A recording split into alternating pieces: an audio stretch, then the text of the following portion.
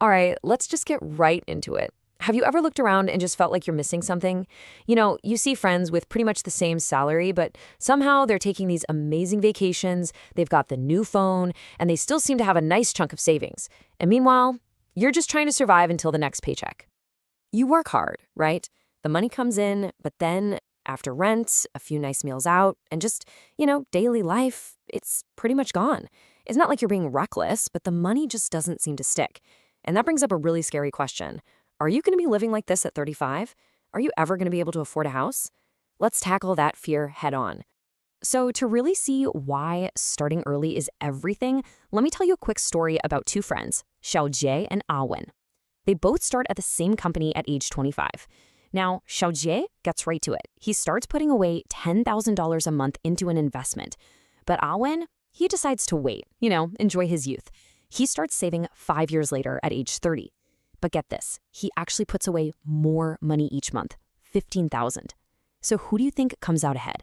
By the time they both hit 35, Xiaojie was a whopping $700,000 richer than Awen. Yeah, even though Awen saved a bigger amount every single month, Xiaojie's 5-year head start gave his money time to start working for him. It's that magic of compounding. And this, right here, perfectly illustrates our big idea today. Your greatest financial asset isn't your salary, it's your time. Okay, so how do you make your time count? We're about to walk through 5 super powerful pieces of advice, plus a really crucial bonus tip to help you build a rock-solid financial future. Think of this as your personal roadmap. Let's start with the biggest mental block that trips people up. You think it's safer to just keep your money in a savings account, right? Well, that's wrong. Think about it. With inflation humming along at around 2% and your savings account giving you, maybe 0.5%, your money is actually losing its power every single year. The so-called safe choice is actually a guaranteed loss.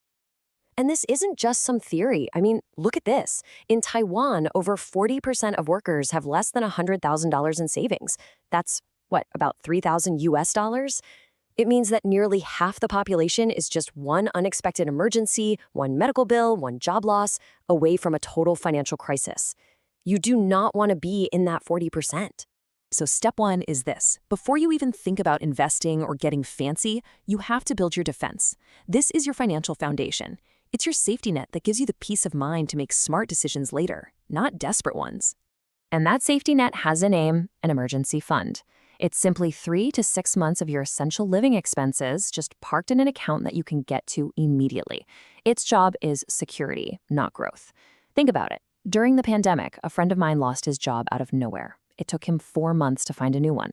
Without his emergency fund, he would have been forced to rack up high-interest credit card debt. That is the exact kind of disaster this fund prevents. So how do you build it? Look, don't rely on willpower. It never works. You have to automate it. The second your salary hits your account, have 10 to 20% automatically whisked away to a separate savings account. This is the pay yourself first principle, and it's a game changer. You save for your future self before you pay for anything else. The money that's left over, that's what you can spend. This one little shift is honestly life-changing. Okay, once your safety net is in the works, it's time to kind of reevaluate how you spend money. A lot of us justify spending with that phrase, treat yourself. And that's fine, but we have to learn to distinguish between just, fleeting consumption and a real long-term investment in yourself. What's so interesting here is the contrast. On the left, you've got consumption, things that give you a quick high but lose their value almost instantly. But on the right, you have self-investment, things that actually increase your future earning potential or your quality of life. Spending money on a course to learn a new skill, or buying a better computer that saves you hours of work.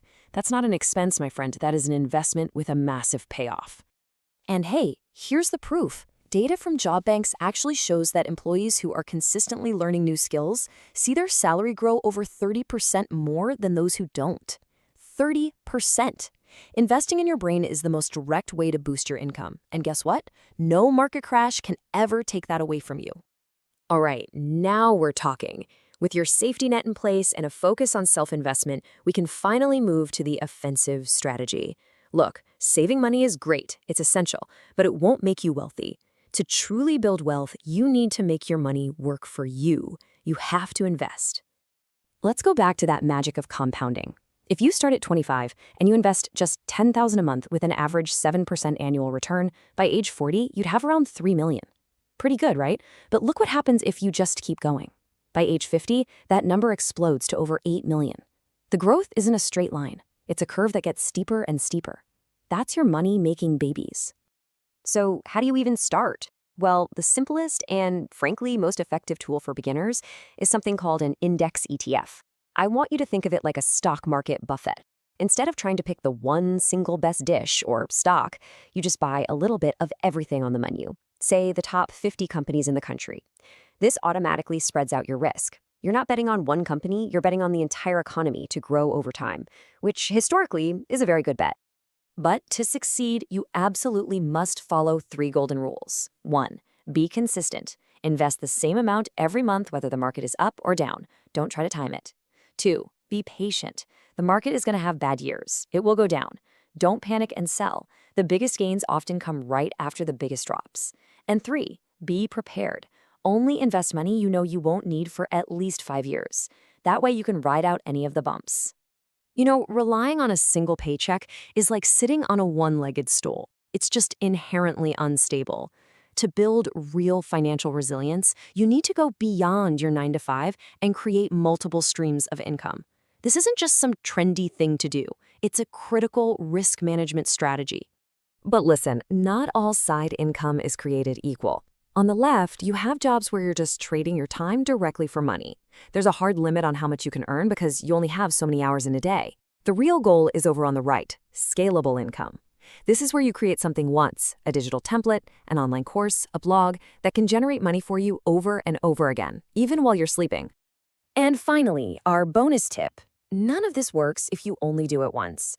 Financial success is not about one heroic effort. It's about building small, sustainable habits. I promise you, consistency will always beat intensity in the long run. So the best way to do this is to schedule a non-negotiable 30-minute financial review with yourself every single month. It's just 4 simple steps. See where your money went, check your progress on your savings and investment goals, ask yourself if those goals still make sense, and then make little adjustments for the next month. This simple habit keeps you in the driver's seat and turns finance from something scary into a source of empowerment. So let's just quickly recap the playbook. First, build that 6-month safety net. Second, invest in yourself to grow your income. Third, put your money to work with simple index ETFs. Fourth, create some scalable side income. And fifth, make reviewing your finances a non-negotiable monthly habit. That's it. Look, knowledge is useless without action. So right now, I mean it. Not tomorrow, not next week. I want you to do 2 things. First, open your banking app and set up a small recurring transfer to a savings account. Even if it's just $20, it builds the habit. Second, open your calendar and set a recurring monthly event called Financial Review. These 2 things will take you less than 5 minutes, but they are the first real steps on your journey. And why does any of this even matter? Because at the end of the day, financial freedom isn't really about having millions in the bank. It's about having options. It's the freedom to leave a job you hate, to start that business you've been dreaming of, to support your family without stress. It is about having the power to design the life you truly want to live. Don't wait. Your future self is counting on you to start today.